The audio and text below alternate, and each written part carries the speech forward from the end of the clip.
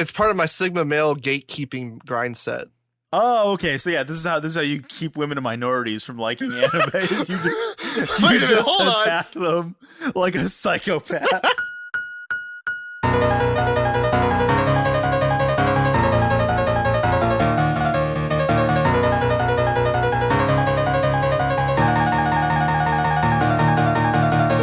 Yeah, so it's like we talking about shonen anime, shoujo anime. Like that's like level 1. That's like normie tier, and then below that, it's like talking about studios. So it's like it's an A1 Pictures anime, it's a Ufotable anime, or I don't know what's another, a Shaft anime, some like that, a Mappa. I feel like it's that's like it's that's fair. like the next level of like cognition. You know what I mean? Right. Like you go from like talking about like it's like quote unquote genres in like the most vague, useless, nebulous kind of way, to then talking about studios, because now you understand like the production philosophy behind stuff a little bit more. So you just kind of like, all right, it is studios matter. It is and then more you kind of fair to do that with studios though than it is like demographics, because demographics just it is, but it's still not exactly. There are problems with it, especially when you kind of just use it as like an all-encompassing thing. Like you can't put Toei into like Battle Shonen Box or something like. Right.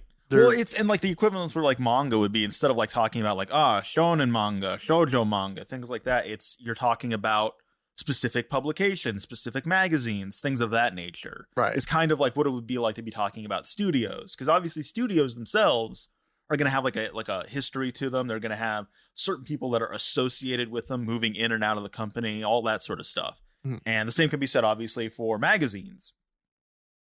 And then the level obviously then beyond that is like individual creators and their sorts of like their own creative development across their own career, their influences and their impact on the like medium as a whole, things of that nature. And then you know the equivalent to that would then be talking about like directors or producers, writers, things of that, like big project leads when it comes to anime, things like that. And then you realize that they just lie to you and say like Yuasa's directed every single thing on.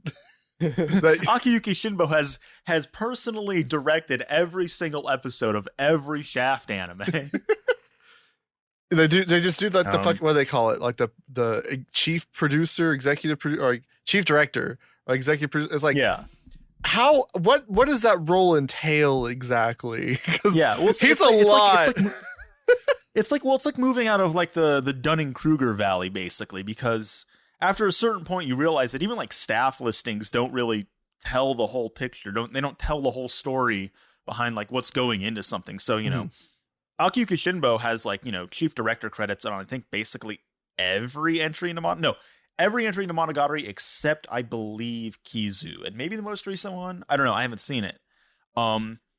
But there, from what I understand, and based on like, you know, things that I've read, you know, him talking about stuff, his involvement very much seems to be as like, his title is chief director, but his role seems to be much more of like a writer, you know, taking stuff from, you know, Niso Isen's novels and then figuring out ways to like transpose them into an anime format. And that seems to be like a big part of like what he's doing. You know, he just walks into work and then like sits down at the desk, kicks his feet up on the desk, and just starts smoking a cigarette and like, I don't know, scrolling Twitter or some shit for porn, and then just leaves like every day.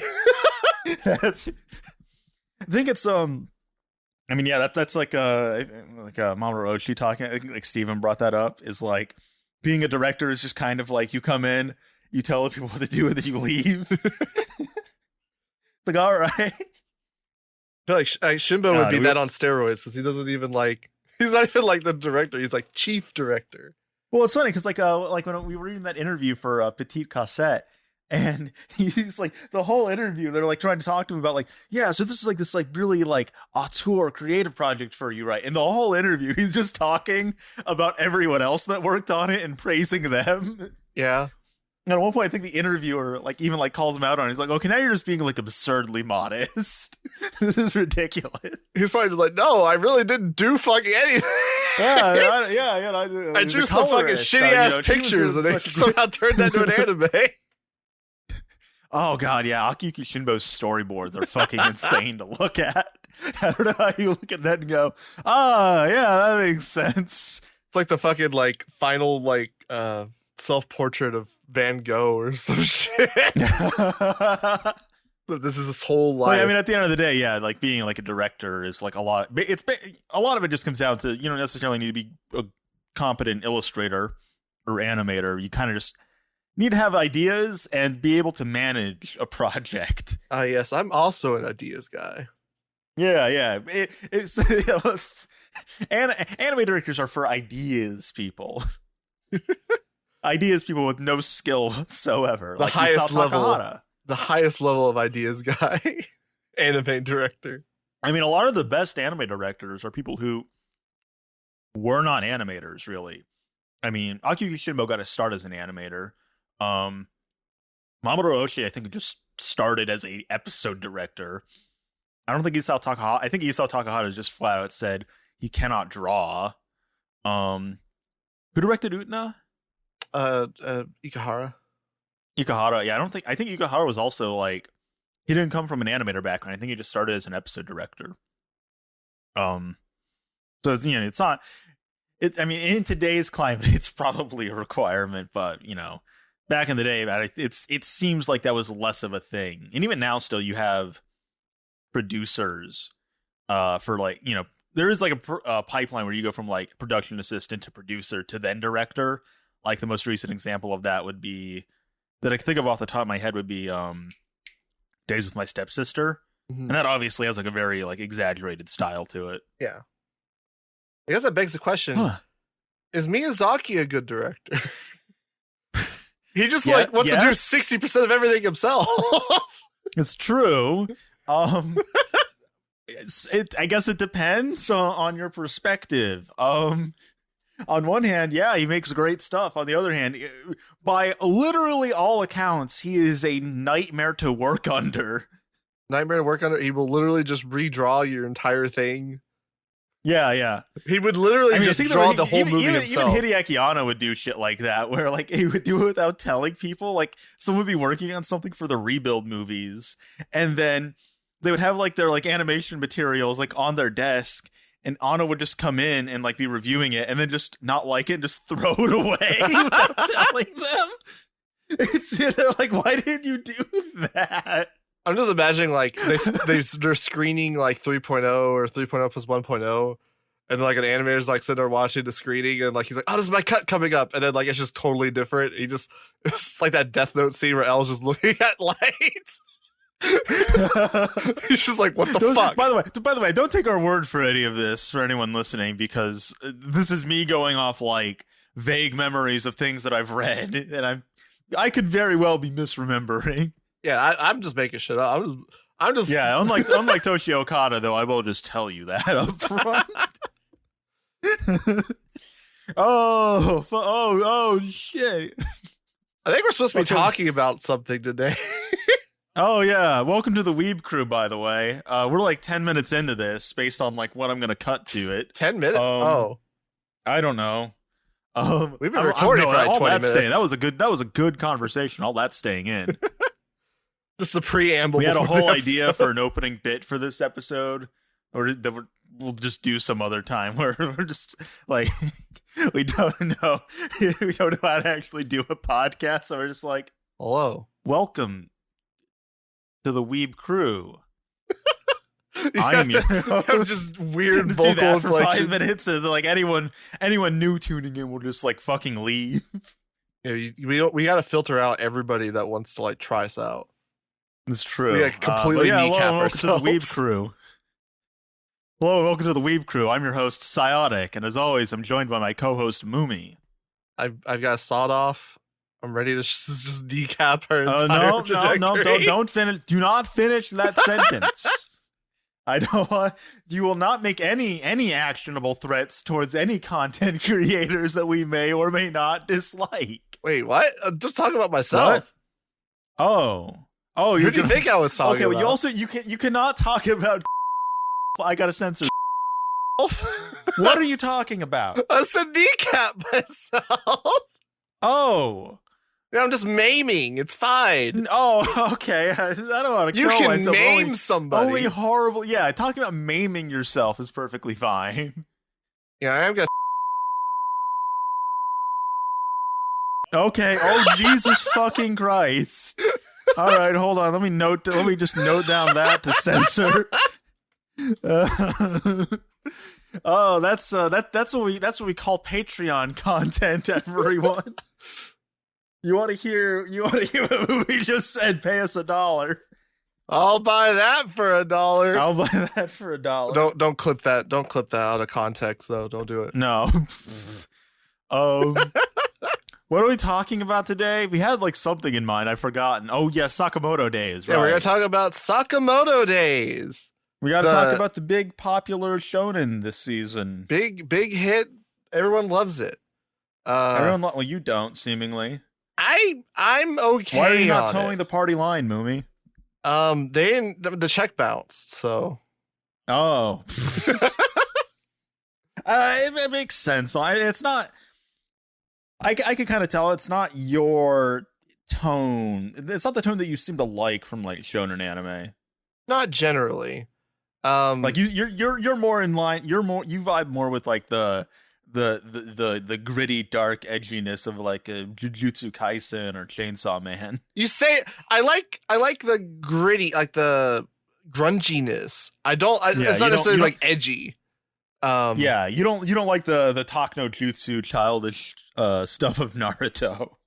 I'm not against that. That's not relevant to Sakamoto Days, by the way. No, but I'm not against that kind of thing. Because like the idea is like Sakamoto Days is like overall like much sillier and like happier, I'd say. Well, that's fine. So like the better comparison to Sakamoto Days I would make would be like Spy Family.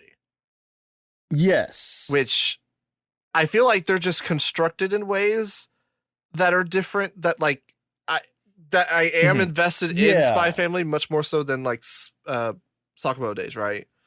Right. Well, Spy Family has that like added layer of like dramatic irony where all these characters have secrets that none of them know about. Yeah. So a lot of like the comedic conflict is driven by them trying to maintain those facades. Well, I think a bit important part of it is that Anya is basically the pilot character. Like she's the character we're seeing the majority of what's going on. Not like specific, like she has to be there at every single thing, but like it's mostly from her perspective. Yeah. In the sense of like we're kind of getting her insight into her like thoughts and her delusions and all that about what's going on, as opposed to like Sakamoto Days, which is more from like I guess like the mind reader guy. It's both mind readers. It's funny, they're both mind reader characters, but it's because like Sakamoto doesn't really have like any like his kid doesn't know, but his wife knows. Everyone else knows. Everyone knows. So there's not like that dramatic irony aspect. Exactly. Yeah, there is a layer of, I guess, where it's like they're doing things behind his wife's back and not letting her know that they're doing it to kind of protect them. Right.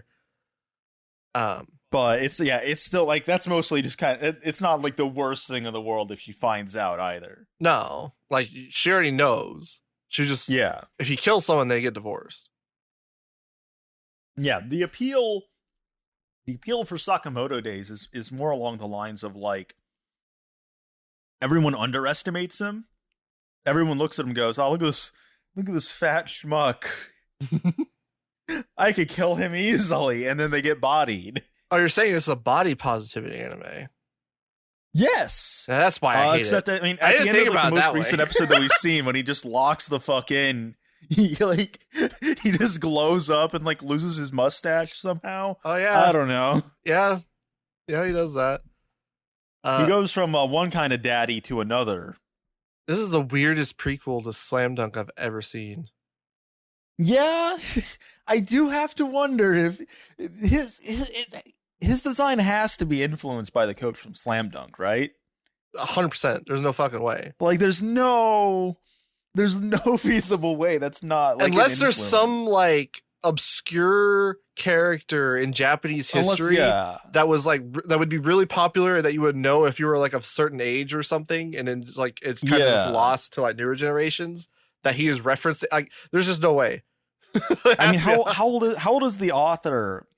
Konada, you haven't said anything for the past several episodes. Oh, she's alive? How old is the author of Sakamoto Days? I thought she was dead. I'm not dead, you stupid fucking inbred sack of shit. Sakamoto Days author is 31 years old. Wow, he's younger. He's 31. He's younger than you, Moomy. Oh my god, don't tell me that. Yeah. That's Well, that means do you feel old yet? That in Slam Dunk is like.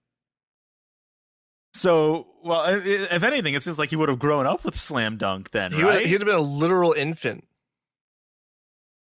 When was Slam Dunk publishing? Because he was born in 93 then, so. I think Slam Dunk is.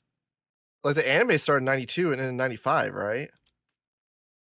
So the anime ran from 1993 to 96. like 1996. Yeah. There's a Slam Dunk fan that's screaming at their computer right now. 93! So it's, I don't know, the timeline definitely lines up then, so. He'd be a literal infant. But I don't know, I'm really watching, what am I trying to say? I'm really liking Sakamoto Days. I enjoy, I don't enjoy it as much as I would have liked, but I am enjoying it. Like, I feel like that's me with DanDaDan from last season. It's like, I like this, but it's just not, based on what I expected out of it, I feel like I should like this more. Whereas with Sakamoto Days, it's like, yeah, no, this is much more my vibe, I think, than DanDaDan, honestly. I think part of the appeal of Sakamoto that I am not really vibing with is kind of like that aspect you were talking about, where it's like it's about Sakamoto being fucking like badass, right? Yeah. Like, I feel like that was there in like something like Spy Family, right? It just as a comparison. But it wasn't like the folk, like, it was kind of more from the perspective of like, oh, my dad's so cool. Like, Twilight is so cool because he's a spy. He's my dad. Right, yeah. So like it was just more comedic that he was just like a badass. Whereas like this, it's comedic that a fat guy, I guess, is a badass. But like, yeah, well, you get like nice like animation bits and stuff of his like someone tries to like punch him and his jowls just kind of like jiggle when he dodges them. Like the Matrix is. Yeah, but the Matrix of the fucking fat guy. But I don't know. Like, it doesn't have the layers that Spy Family did, where like episode to episode, I'm like locked in. Like, oh, this is kind of cool. That's fair. Yeah. Well, it's like I would say that there are, especially season 1 of Spy Family, I feel like I like more than Sakamoto Days. Season 2, I feel kind of mixed on, especially given the fucking tennis arc. I mean, it's hard to compare because that's like 14 episodes in to 18 episodes in of Spy Family. Yeah, although I think we're already like halfway through this season of Sakamoto Days. We're like, how many episodes? I think we're at 5. Many episodes in are we? Let me see. 6 is coming out this week. Yeah, and there's no, we're on episode 4, and there's 11 episodes in this first core. So that's what it was, yeah. And then, which is weird, and then the second core won't be out until July. So it's like, damn, we're just moving right along through this, aren't we? We're just trucking. We're trucking through. I don't. It's weird that like the split core stuff is like being set up like that. Yeah, I mean, like, I think ReZero, like the current season of ReZero, also had like a really weird split. It's not. It's like where like 9 episodes came out, and then it's picking back up like tomorrow or something. I don't know. Tomorrow. Yeah, no, I know, literally, yeah. That would be funny if it was like, we're gonna do it tomorrow. Well, it ended, I think, like back in like November or like early December, and then it's like, oh, now it's back like in February, and it's like that doesn't conform to any TV season structure, but all right, Sure. Why not? Why not? Why not? Season 2, Part 2. What the hell is going? What am I looking at here? So wait. The nomenclature anime is just fucking abysmal. Season 2, Part 2. Oh God. Oh, I mean, to a certain extent, it's improved past like the bullshit of like Gintama, where every Gintama season has like a different like an apostrophe or something at the end, some sort of like diacritic or punctuation. Now it's like, I mean, the funniest one is like what happened with Attack on Titan. Yeah. Attack on Titan. Attack on Titan. Attack on Titties. Let's go. Attack on Titty. Let's go. Attack on Titan. The final season. The final core. The final part. Part 2 or something. It got really ridiculous towards the end. It's like, but I guess you can understand just at a glance like what order you're supposed to watch stuff in, and you can't really say that about Monogatari. True, but I don't know. Monogatari just seems more classy, even though it's like that's fair. You can't look at the names and be like, oh yes, I need to watch this now. But it is. It's really funny. It is nice. Like you go into Barnes and Noble. You go into Barnes and Noble, and you're looking for light novel. Like you're looking for the like Monogatari light novels. And the way they have the like manga light novel section organized is by title, not by author. So not only is it a hassle to figure out which one you're supposed to read first, you basically do like a scavenger hunt across the entire section, which keeps growing, by the way, in order to find like the thing that you want to watch or read. Oh God, you gotta go all the way down to the end. Oh fuck, God damn it. I was around Christmas a couple of years ago. I was in like a Barnes and Noble and just like browsing the manga section. And this girl comes up to me and she's like, yeah, can you tell, like, so what are the things called where like they're like manga, but there's like there's more words and like fewer pictures. I'm like, you mean like a light novel? Yeah, that's it. And she basically was like, I need to find one for like my friend really likes them. I want to get her one for Christmas. Which ones what would you recommend? And I just fucking gave her Bakemonogatari. Like, here, she'll probably like this. See, I would have just, when she asked the question, I would have just struck her down immediately. Oh, you would have hit her? I didn't say it. That's what you said. I like the idea. Like someone, a woman just like approaches you like in any social context, and your immediate reaction is to smack her. And he's like, "You don't fucking talk to me, bitch." Excuse me. What's a shut up? Yeah, you work like a service job, but anytime a woman comes in, you just like you lash it, you lunge at them. No, it has to be about anime specifically. Oh, okay. Yeah, it's part of my Sigma male gatekeeping grind set. Oh, okay. So yeah, this is how you keep women and minorities from liking anime. Is you just Wait a minute, hold attack them like a psychopath.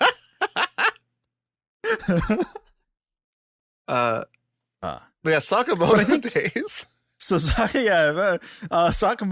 For me, it's like, and I feel like I like it more than something like DanDaDan because of the tone. Like a lot of like newer shonen that we've been seeing are things like Jujutsu Kaisen or Chainsaw Man, DanDaDan, and they have a very specific kind of like a little bit darker, a little bit grungier of a tone to them.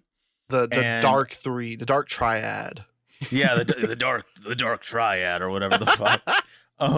What's that one that's like a meme? It's like the guy with like the sword or something. Kagurabachi. Yeah, stuff like that. Where I look at it, I'm kind of like, yeah, I'm not really interested in that. I like the lighter stuff. I like the sillier, like the like fights that are just kind of like characters talking a lot of the time, and then they punch each other. Like I like that sort of stuff. That's a weird, because like there's not a lot of that in Sakamoto Days. No, but it is like, it does still have like an overall like more whimsical tone to it. They have like interesting set pieces for the fights, but like the fights themselves are not like like, how do I want to say that? Not interestingly done. That sounds well. They don't have like as much of that sort of like emotional layer to them. They're not Kinnikuman. Well, I'm just saying, like, you know, like you compare it to DanDaDan. Like right. DanDaDan was very eclectic in how it did like its exchange, like its conflict, right? Well, in terms of like presentation, sure, but it's also kind of like for me, it's not so much about like, oh, you know, is the fight really well animated? Well, I don't even necessarily mean like aesthetically, visually, but like, you know, like the first thing is like they're trying to run from it's like a race, right? Like it's just like they're running through the city. Then you get like, oh yeah, even like the concept of the fights, even then, it's still just kind of like, I mean, I'm not like the prime example of that is JoJo, and I'm not a big JoJo guy either. See, I like JoJo. Yeah, I don't like. I don't really care for it. I like JoJo when it kind of starts exploring that better than Punch Man. I'm not a fan of Part 3. I like Kinnikuman because, like, I mean, they're kind of puzzle fights, but they're also just wrestling at the end of the day. And a lot of the fights are also just complete bullshit. Like the villain will just pull out a new ability from nowhere. And it's like, why didn't you just do that in the first place?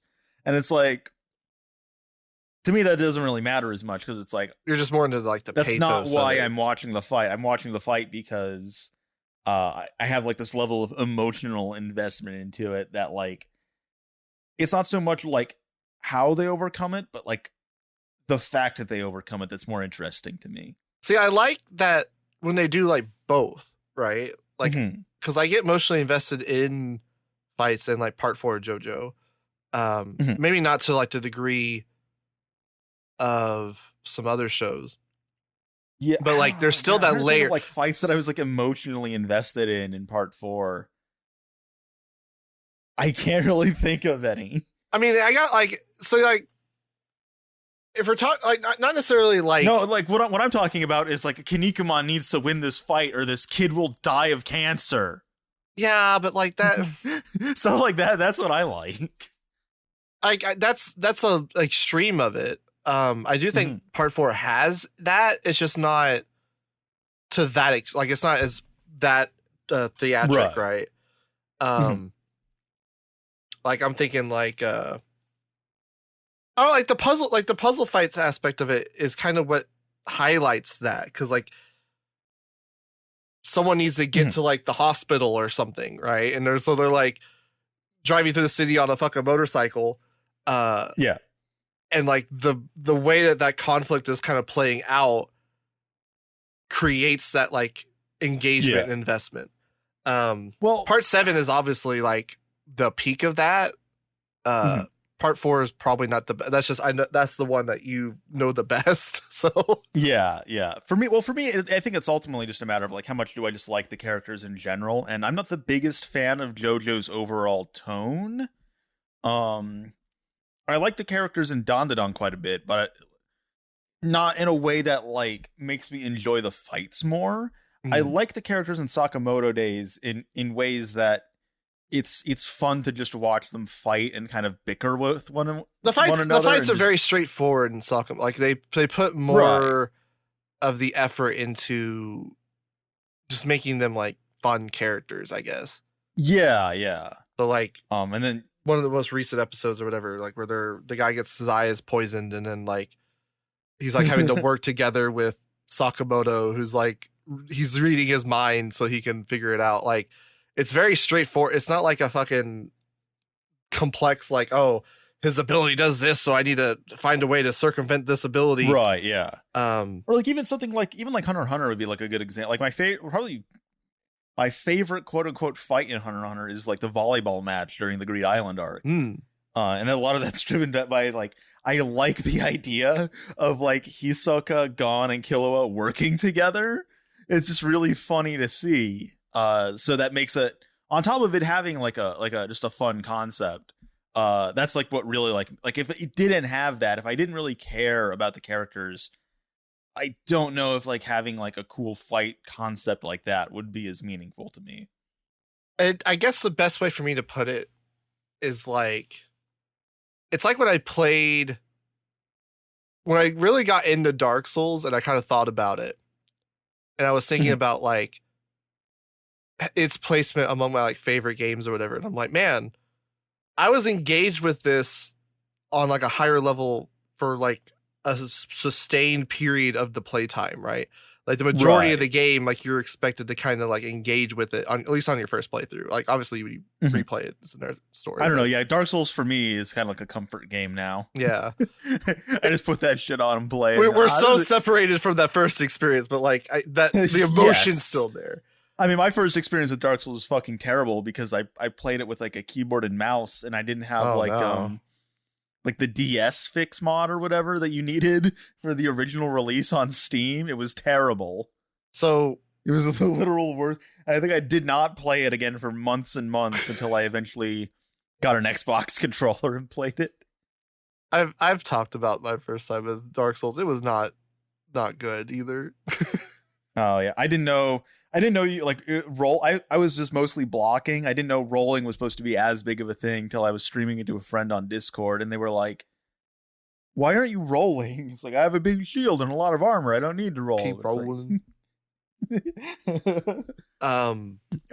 But yeah, you like the layer, like, you know, the layers and like the things kind of like interlocking, basically, like all these different ideas. Like the idea of like utilizing the fewest, like maximizing the amount of information you're giving in like a given moment, right? Because like that's what I was comparing, like when I had to kind of come to terms with the fact that like stuff that's dense. Yeah, when I had to come to terms with like, oh, I like Pokemon Red and Blue, but like 60% of that game is just you turning your brain off and walking around. Like I'm not engaged with it on that level. So like it kind of made me like think of like how I was engaging with stuff differently. And something like a Pathologic, or I guess you don't really like strategy games that much, but like something like Frostpunk would probably be like the closest example of like a kind of game in that genre you would enjoy. So like I feel like anime is similar to that, where like I think of like, you know, we talk about like Fooly Cooly or whatever. Like Fooly Cooly, it's doing a lot with like very little. It's not sitting there like explaining all of these things to you, but like even with like the references, select characters are using these references as a way to like flesh them out. So like in the moment, you're like watching on like a surface level, you're like, this is a funny reference, very cute. And then like you kind of think about it, and you're like, oh, actually that kind of makes sense for their characterization to be talking about that, and you can kind of like dig deeper. I very much do appreciate like the layers where it's like you have that surface layer, you can appreciate it without engaging with it on a deeper level. But if you want to, that deeper level is accessible to you. Like, I think for me, first and foremost, it does just need to be like entertaining to watch. And then it's nice when it's interesting to think about, if that makes sense.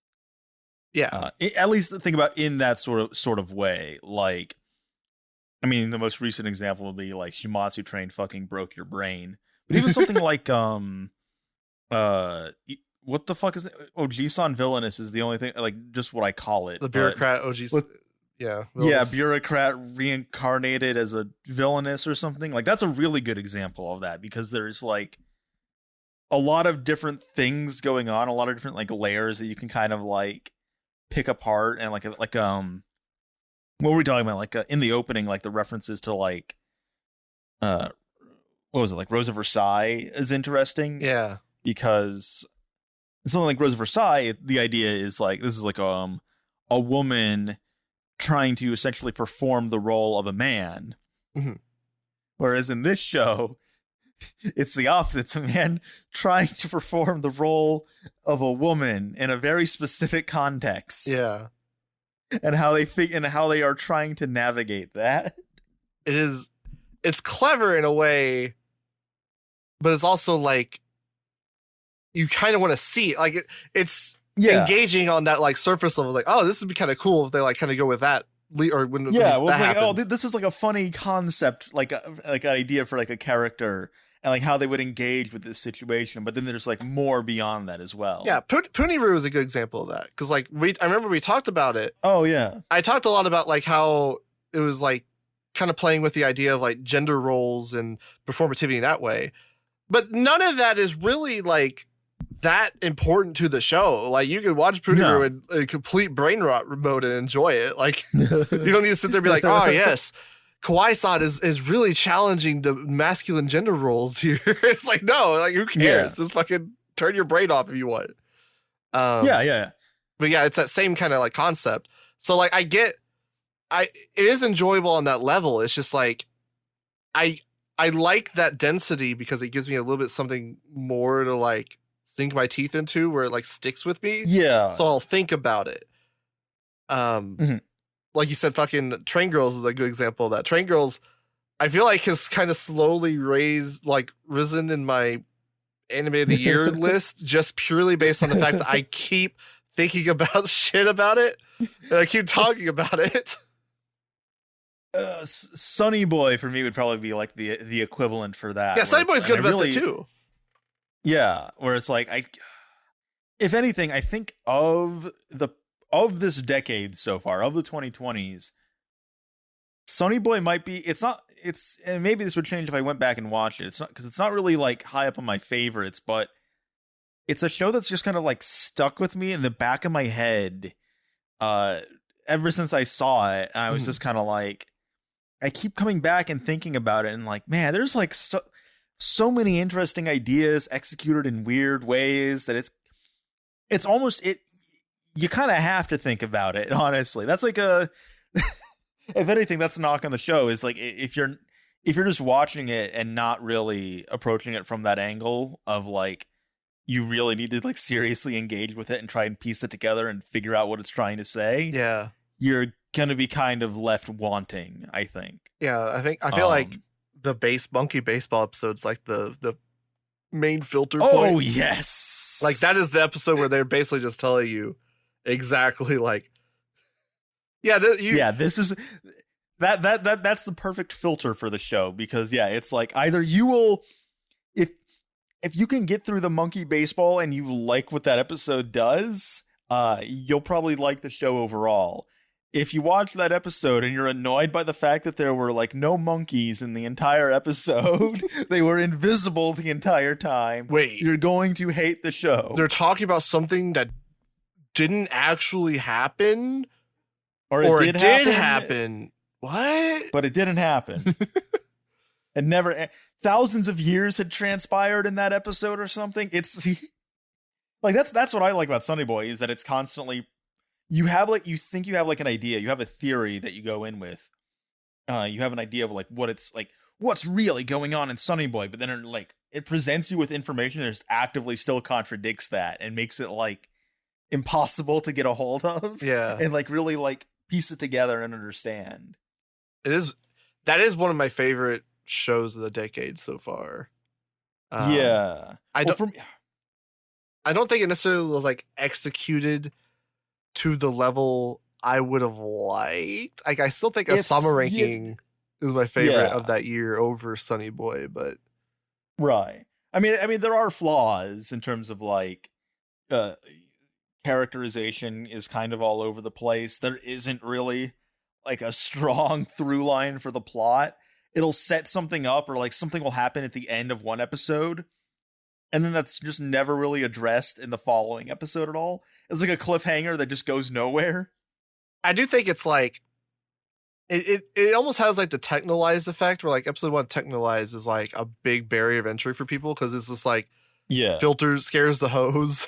Well, I would honestly compare it to something like Serial Experiments Lane where it's very inscrutable. I feel like Technolize is relatively obvious. Yeah, but I mean like just like the beginning, like how it like kind of filters people at the beginning.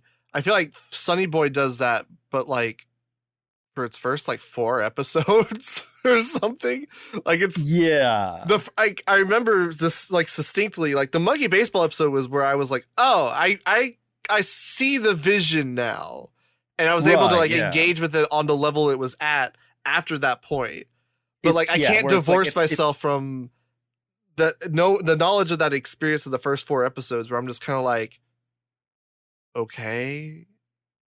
It's taking these like social critiques or like concepts and like ad-libbing them out with like absurd ideas that communicate the same thing at the end of the day, while at the same time also actively doing things to undermine the interpretation as well. Mm-hmm. And to a certain extent, I believe that to be like absolutely intentional, just based on like, what I've seen. No, it's definitely that has to be intentional. There's no way. Yeah. Well, he's talked about it like we have no quantum theory of gravity, essentially. Like, we don't really understand gravity all that well, but nonetheless, we're still like affected by it, and that's kind of like the general idea of the show, is like things that neither the characters nor you as the viewer can necessarily understand, but it's still like impacts either the characters in the context of the show or impacts you as a viewer. Right. Which is a very interesting concept. And I think that's like why I keep thinking about it. Yeah, and like, keeps living rent free in my head. That's something I really like about Sonny Boy, but like just in comparison to like something like Evangelion, right? Like Evangelion is something in that same vein that I feel like is like executed on like a much higher level to me anyway. Yes. Where I think Evangelion still gives you things like really emotionally resonant characters. And also just it's also just enjoyable. It's willing to be silly at points. Yeah, it's just like a good show for like the majority of like without going deeper into anything, right? Like without necessarily having to delve deep and like have the train segments where they're like sitting there like, oh, why am I here? Why do I pilot? Like that stuff is good, but like it's good without those. There's so much else going on to appreciate about it as well. Right. Like it's still a fun show. Like you watch the first 4 episodes compared to the first 4 episodes of Sonny Boy. It's a much funner show to me. Well, the first 4 episodes of Evangelion are kind of miserable and stark and brutal. Once Rei smiles, then the show is like, that's like the turning point of the show where like it's like, now it is just kind of like fun and Shinji has friends and stuff. I feel like emotionally, you're right. I feel like they were I enjoyable like episodes though. Right. You understand what is happening still. Yeah, you're able to engage with it, what it's doing, and you're like, oh yeah, cool robot. Oh no, fuck it. Yeah. Well, like when we most recently watched Evangelion, it's every episode just goes by so quickly. Yeah. It's kind of insane. Something like Sonny Boy could never. Yeah, so I don't know. I think that's like that probably explains like the slight discrepancy that we have in enjoying Sakamoto Days is for me, that's not necessarily as much of a prerequisite for me to get really on board with something. I think of it is just like fun to watch, and I do have a lot of fun watching Sakamoto Days. To a certain extent, that is just like enough for me to be like, dude, hell yes, I'm here for it. Well, for like me, like I enjoy it in that same way. It's just like Sakamoto Days is not necessarily remarkable in that, because like it's not something that I'm like conceptually just like really attracted to, right? Like I'm enjoying Salaryman Isekai on that same level. I feel like Salaryman Isekai is not to be confused with the Bureaucrat becoming a Villainess, the one where he gets summoned because he is a middle management Isekai. Yes. For anyone listening that might have been confused, there are a lot of Isekai about middle-aged men this season. Yes. But like that, it's obviously like executed worse than Sakamoto. Like it's lower budget, doesn't have as great of animation or like visual the style. Like there's not like a strong aesthetic to it. So like on that level, it's executed worse. But like it's more conceptually interesting, which is weird because like I've never really liked isekais. So the fact that there's like a lot of isekai it's funny that you say this and like you're like 3 out of your like top 5 of the season are isekai. It's a weird season, okay? I guess to be fair, does Tensai Oji or fucking Bureaucrat Villainess, does that count as the isekai now that with the most recent episode reveal? Isn't it just more like trapped in a game or something? I don't. Well, he's trapped in the game, but like the game is like separate. It's also, yeah. I mean, but he's not. Let's say it's one of those things where it's like it's obviously like taking so much influence from it that it's like. Yeah, it's functionally the same. That's different from something like Digimon, which is like largely unrelated, like lineage wise. Right. Yeah, it's functionally like it's like Zenshu. Like they're functionally isekai, but like maybe not literally isekai. They're now in that vein where like the construct of the world is not necessarily as much of a demarcation, right? For like what kind of is it an isekai or not? But I'm engaged with that show. Kind of on a somewhat, but it's like more interesting to me just on that surface level. Whereas like I can kind of think of the thing like, oh, it's kind of cool that he's using, you know, the kind of tactics he learned by working middle management to like address supply chain issues and marketing strategies, stuff like that. So I'm like, oh, that's kind of cool. Whereas like Sakamoto Days is just like, we're going to be a badass fat guy and shoot people and block bullets with candy and stuff. Which is like, it's fine. It's enjoyable on that level. It's just not conceptually like something I'm like really drawn to. Like, oh, okay. Yes. And for me, I think it's like, I don't disagree, but for me, it's just not as much of like something I really need or crave out of a show like Sakamoto Days. No. Or really any kind of shonen like that. Again, for me, I think it mostly comes down to like the tone of it all and the sort of, I don't know, just energy that it has. Again, it's not like I'm just not a big fan of like the darker stuff like Chainsaw Man. Like I watched that and I'm like, yeah, it was all right. Not really what I come to for this kind of show. It's weird. I like those in the similar way to like isekai, right? Because isekai is kind of building on this kind of history of the genre.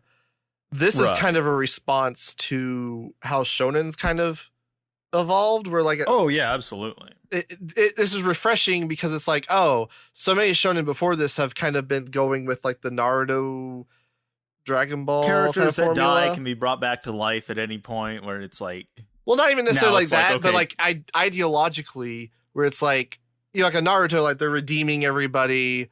There's a great deal of like idealism at play, whereas something like Chainsaw Man doesn't really have that. It's kind of that logical, just like next step where it's just like, okay, we're gonna address this by just being completely nihilistic, and there's like, it's so what you're saying is Shonen, especially Shonen Jump, has been Zack Snyderified. Zack Snyderified. And it's like these are all. So you're saying these are all deconstructions?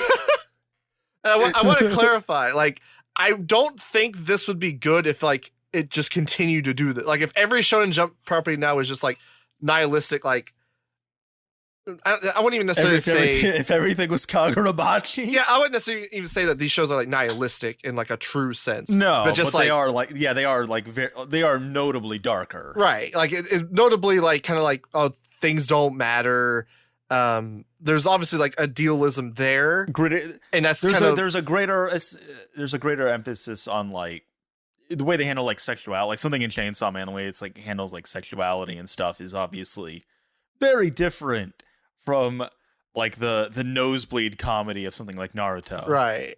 I just want to clarify because I know there are going to be people that are like, Chainsaw Man's not nihilistic because it's talking. He has hope for the. It's like, okay, I'm not sure. Yeah. I'm not necessarily saying that. I'm getting across like a general sort of thing. Yeah. Anyone who's not like anyone who's not an asshole understands what you mean. Yeah.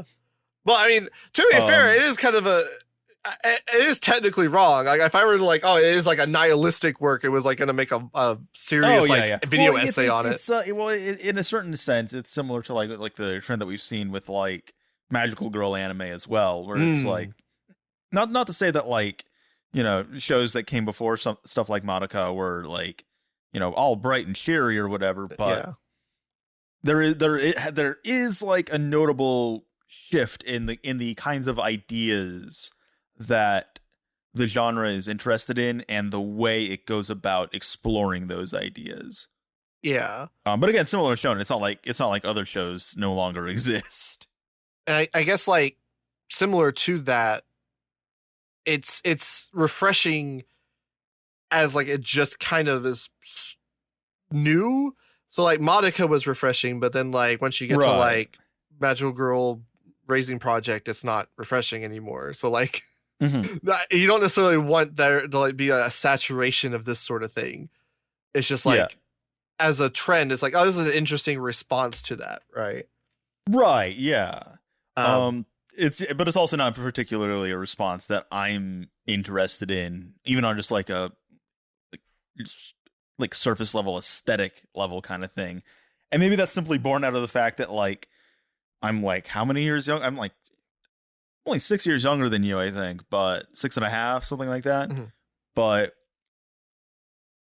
as a result of that, it doesn't sound like a lot of time now, but we grew up at different times and engaged with anime and manga when they were in pretty different places. Like you got into this shit when like Naruto was like just kind of coming over, where for me it was like not only was Naruto already an established thing, Naruto fucking ended when I was like in high school. Yeah. Naruto ended and I was like, oh cool, they defeated like the evil snake guy finally. It's like, no, they fought the moon god. I'm like, moon god? Yeah, they went to the moon and fought God. Oh, okay. What? I didn't know. I didn't know what Kaguya, like the concept of Kaguya was at that time. Yeah. So for me, it's like it's almost like I was never entrenched in that, or forced to engage with it as an anime fan. So now it's like I can engage with it voluntarily at my own sort of willing. Like if you were at a buffet, Moomy, if you were at a buffet, all right, okay, food analogy, and all they had at the buffet was fried chicken. You'd probably get sick of fried chicken's amazing. You'd probably get sick of fried chicken after a while. But then eventually we start putting other stuff in the buffet that's not fried chicken. So then I come into the Ruby Tuesdays or whatever the hell. and I'm going to the buffet. And I like the fried chicken that they have, but that's also because they have a ton of other stuff at the buffet as well that maybe I'm not into some of that. I don't like what's like, I don't know, buffet food. I'm struggling to think of a buffet food I don't really care for.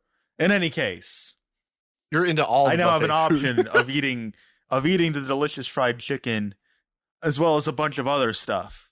Whereas you, who was forced to eat fried chicken and only fried chicken for years on end, you've been trapped in this Ruby Tuesdays. This is the worst food analogy I've ever heard. You no longer want to eat the fried chicken. Does that make sense?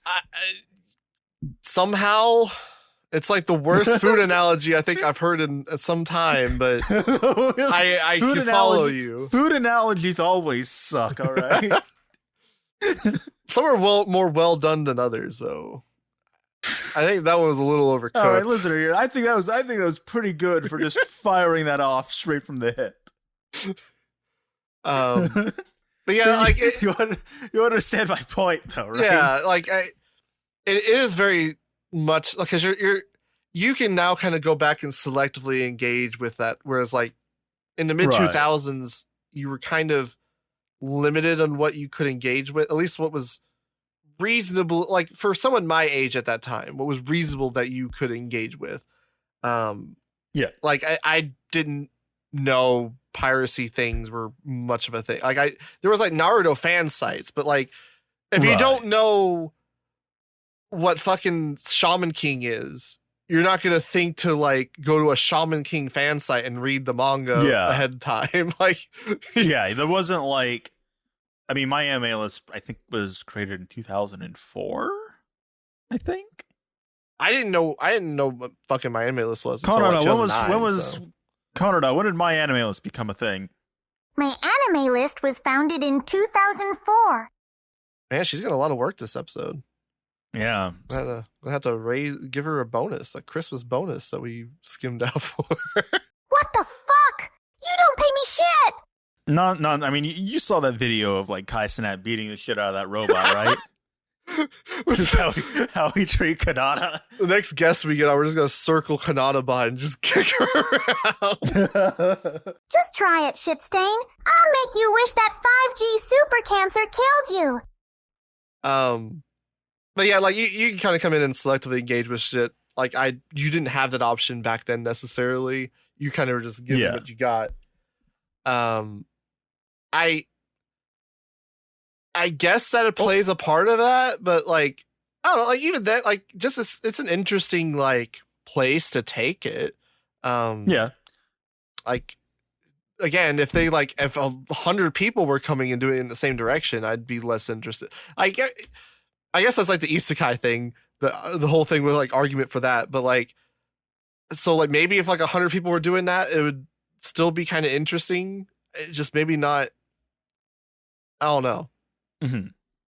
Like, well, I mean, it's not that like being interested in a sense of like genre trends, stuff like that. Like you look at like the shift in the kind of mecha shows that you're getting between like the 1970s and the 1980s, into the 90s, or again magical girl anime, and now we're saying shonen, and I realized at the start we were talking about how that's like a bullshit way to the battle shonen. Yeah, we're talking about like your archetypal Neketsu kind of thing.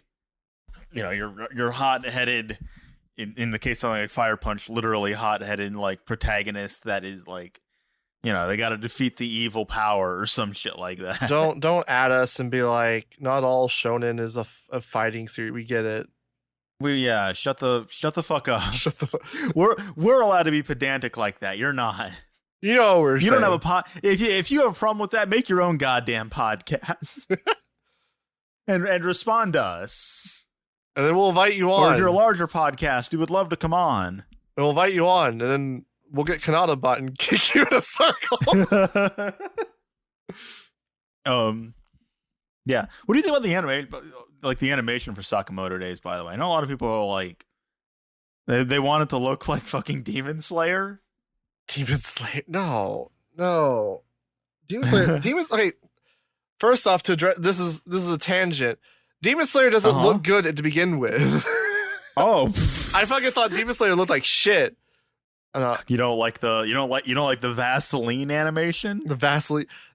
There's so much like tweening and like are you sure you didn't watch like a 60 FPS edit of the show? I'm 100% sure.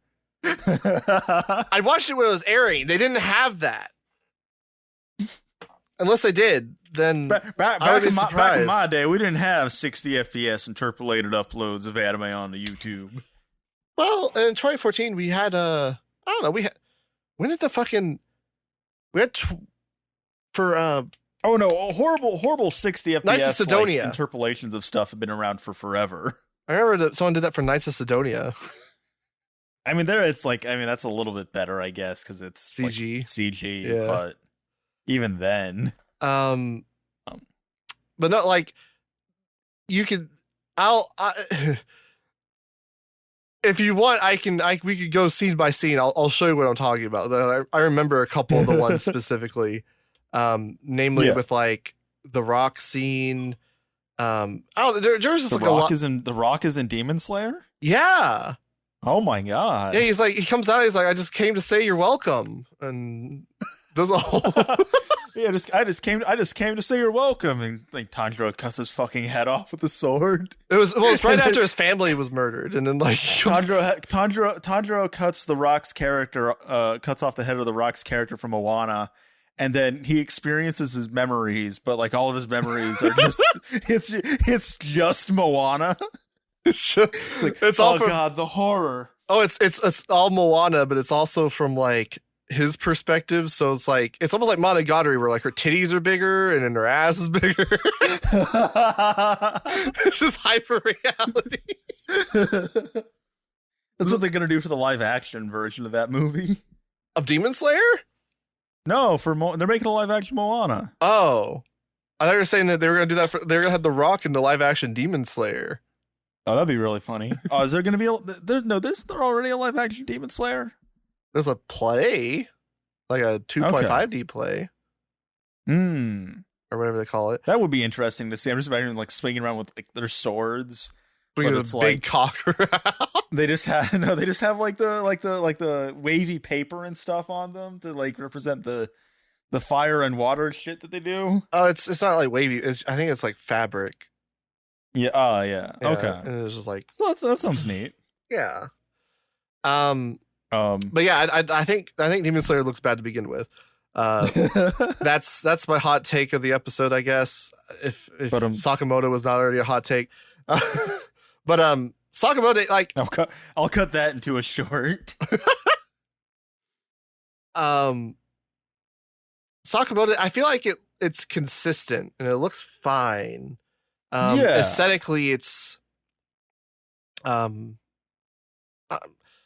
want to say like interesting. I like it aesthetically.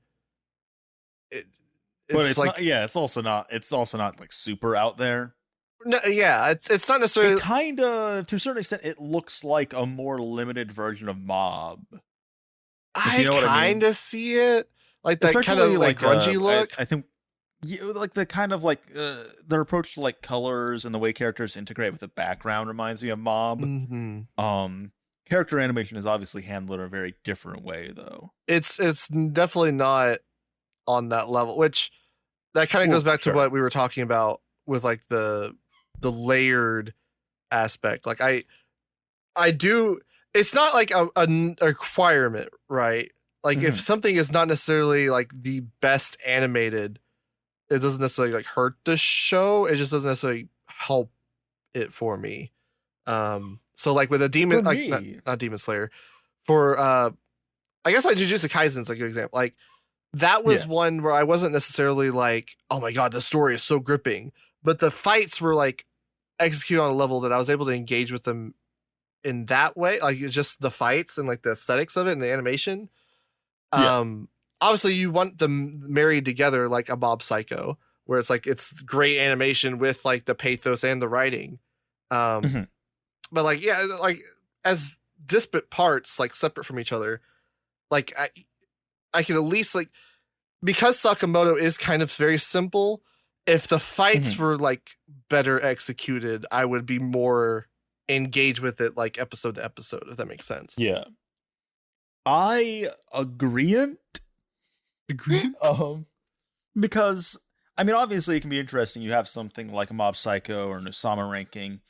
We have these like really, really like insanely well animated fights, but that can be interesting.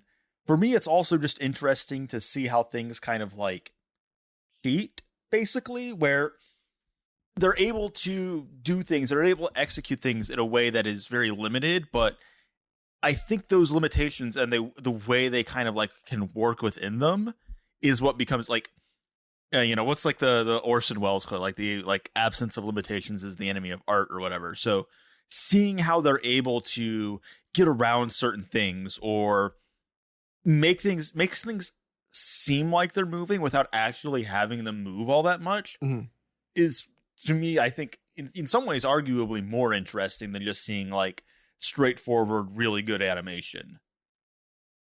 I guess I don't engage with it in that way. I do like appreciate that at times. Like I do like the Fable was that way. Like the Fable is very limited in its animation. And I thought that it was directed well enough that like it kind of synthesized with that, where it kind of just felt like a 90s television show.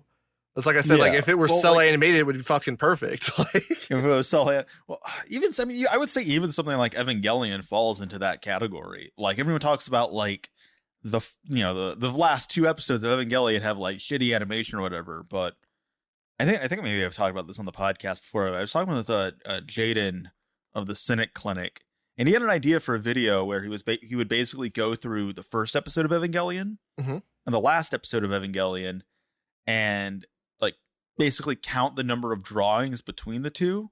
And his hypothesis is either like they would be about the same, or like the first episode of Evangelion would not have that many more drawings than the final episode. But obviously no one talks about the first episode of Evangelion looking like shit, because that would be fucking insane. You would be laughed at. So I mean, I think Evangelion's like a really great example in terms of like being able to cheat. Yeah, and even JoJo, I think, honestly does that well. All three of those, I think, are better directed. Yes, well, I think that's like the way that I think the best way to make up for, you know, a quote unquote lack of animation is to frame things in a very interesting way, like Okitsura, that Okinawa show ending the season. I think is a good example of that. Well, for something like Sakamoto Days, I would say maybe like you would just need to have like very striking shot composition, right? Yes. Yeah, I can definitely I can agree with that. You need more like him just doing a cool pose with like a very kind of interesting and dynamic sort of like shot composition. Like angle and stuff. Like even if it's not moving a ton, it doesn't need to, because there's already enough interesting visual information going on. Because like now it's kind of just like in the middle ground where it's like it's not poorly directed, it's competently directed, and it's not super well animated. It's not like on a Jujutsu Kaisen or Mob Psycho level, but it's not the great, like it's just kind of in the middle. When you try to marry those two things too, like having like really hyper stylized direction and then also really elaborate character animation, is how you get fucking Momentary Lily. Listen, all right. It's like a fisheye lens, and all the hair is going everywhere, and it's like, this is too much. They animated that's like a Kenny title. They animated every strand of hair. Every strand of hair. See, if we were gonna do a video on Momentary, on Momentary Lily and just call it that. They animate every strand of hair. I guess like if we do a clip, we'll talk about like Momentary Lily probably later in the season, because we do have things to say about it. There are some things to say. There are some things happening in that show, but we find ourselves opposed with Momentary Lily. It's similar to Sakamoto Days. I don't know if we actually disagree that much. It's just kind of like we land on like different sides of the spectrum of enjoyment.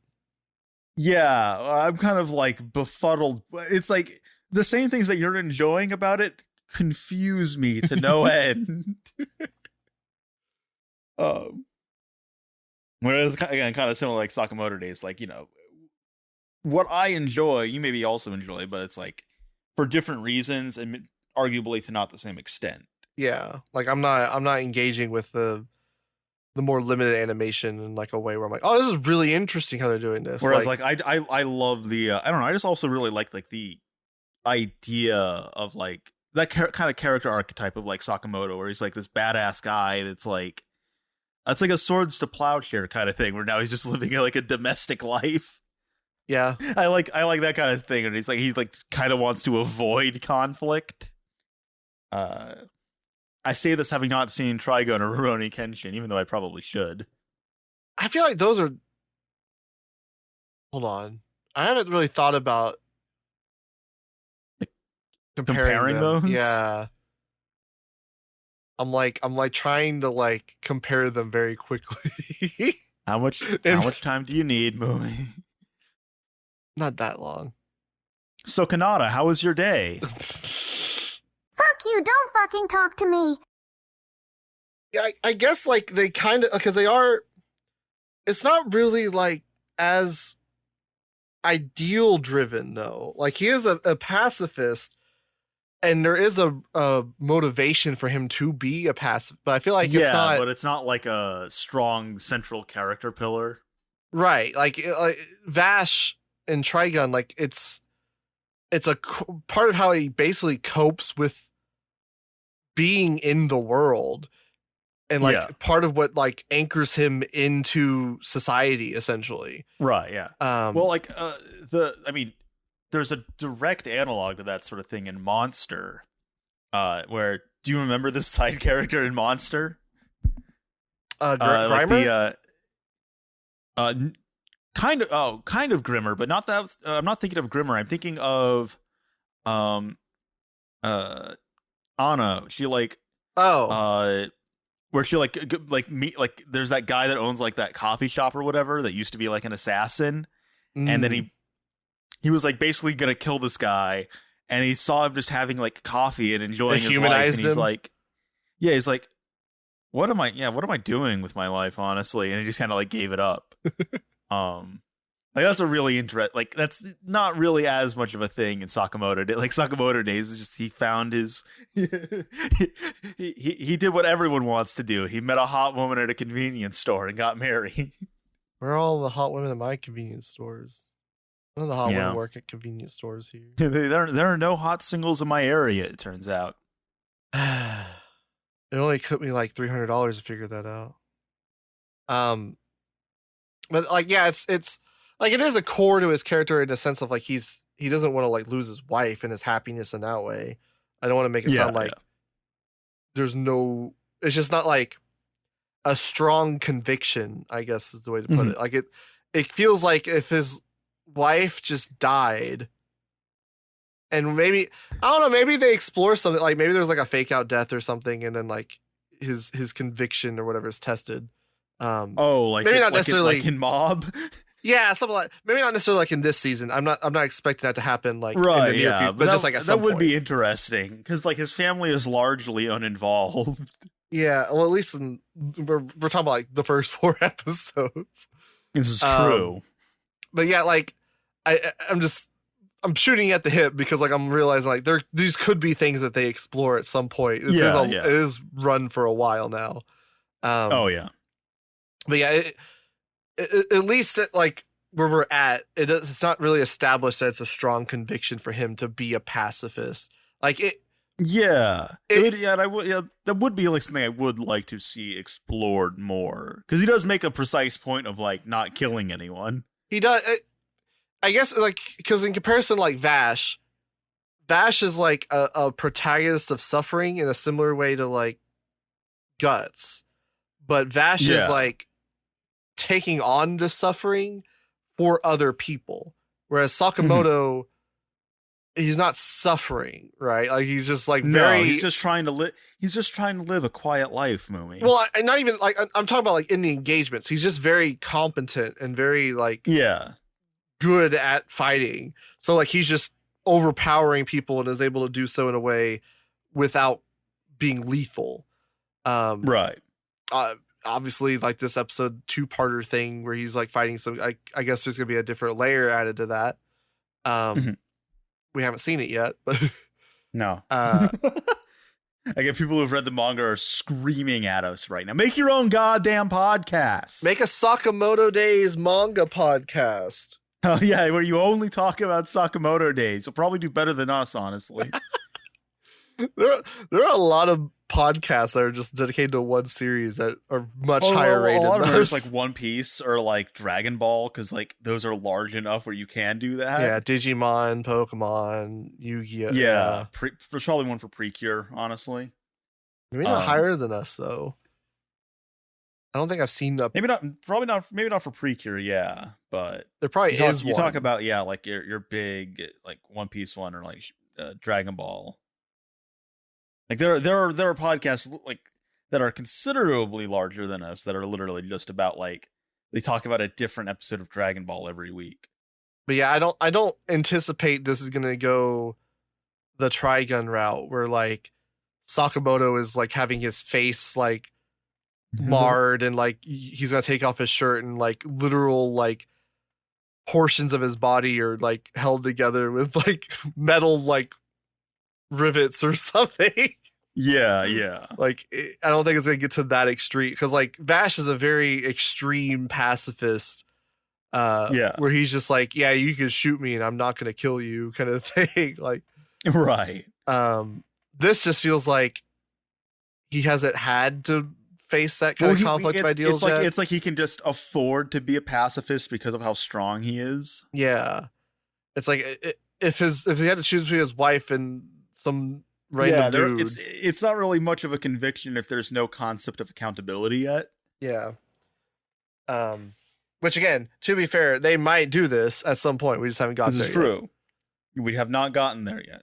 We're just, and that's the moral of this podcast. We're just yapping about what we've seen so far. Well, we talk about things as they're still. Every other podcast can seem to get away with it. So why can't we? We just talk about stuff we don't understand, and we can try to come across as experts, even though We have no idea what we're talking about. We've actually completely lied to you this entire time, by the way. Oh? Nothing that we've said this entire time has been true. Oh, yeah. It's all a lie. We fabricate everything. Like, if you haven't seen...